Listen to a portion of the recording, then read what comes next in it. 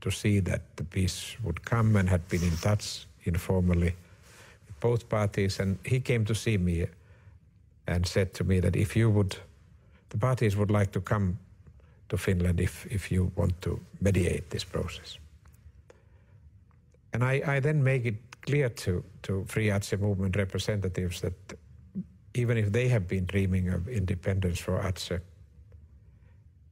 all what was in the offer was a special autonomy. That would they be prepared to come to Finland and discuss this matter with the new government that had emerged in Indonesia. So if that were the case, I would be prepared to help them. And I said to them as well that nothing is agreed before everything is agreed, so that we could talk difficult issues during these negotiations. But no one could go to the press and say, now the other side has agreed on this. So what was left even for me to talk about atmospherics. I said, they treat each other in a decent manner. We are trying to find a negotiated settlement to the 30 years conflict.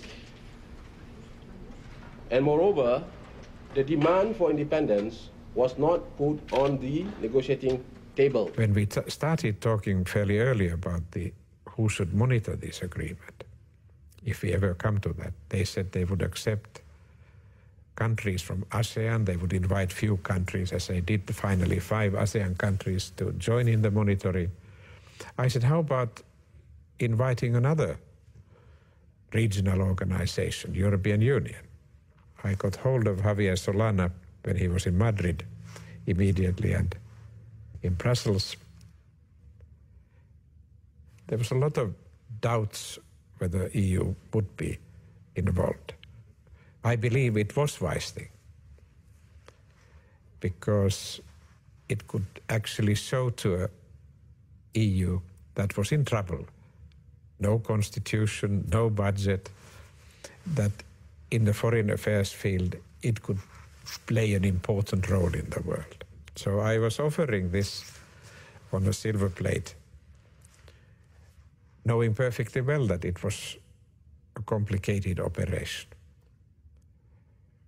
And to some capitals, when I called them, they said, if you are ready by August, we follow the principle that first come, first served. I said, then we better be there.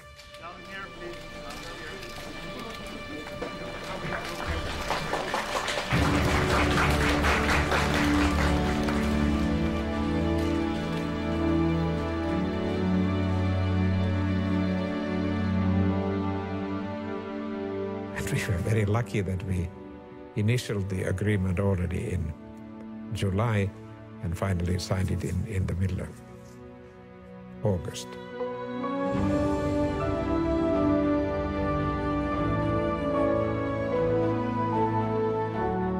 It meant that my assessment was right. The new government wanted this to succeed, because why would they have actually started these negotiations if they would then not play straight in the implementation of that? They would lose everything, all the credibility. I don't think you can ever bully anyone if the governments don't want to do something. First of all, you can't make the peace if the parties don't want to do that. You can nudge them and argue with them that they should do this and that, but if they don't want or don't dare to do that, there's nothing any mediator can do. I'm not a wonder man. I'm a good professional, but that's where the limit goes.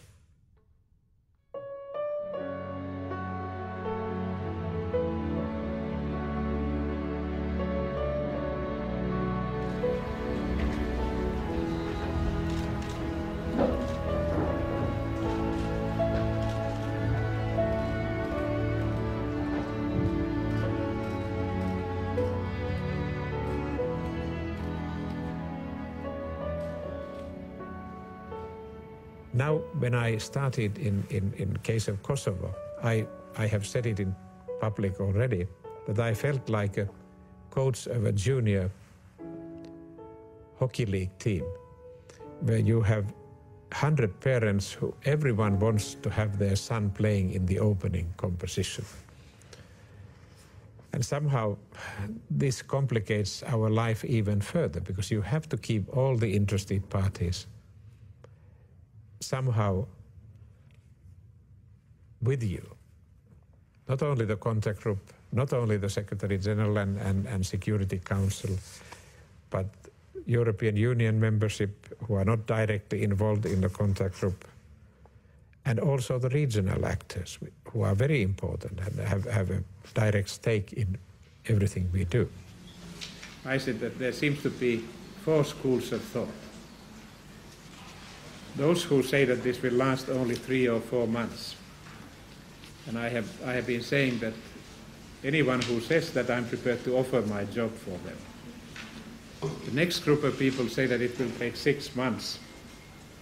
The third group says 12 months, and the fourth group says that there should be no end in this process, and it should take what it takes.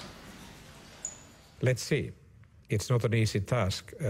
Starting positions of the Kosovo Albanians are different than those of the Serbs. Kosovo Albanians would love to have independence, and as soon as possible. Serbia is prepared to consider anything but independence and give us far-reaching autonomy. There's a lot of work that needs to be done before we actually have enough space where we can properly negotiate.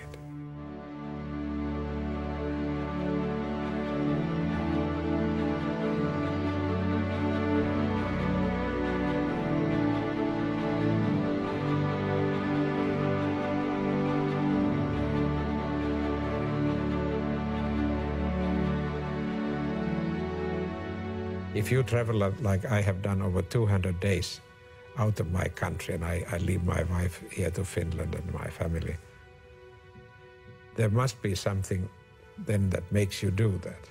Because you want to leave a better world behind, and you realize that with your background, with your skills, you can perhaps assist in finding solutions to those problems that I have been dealing with.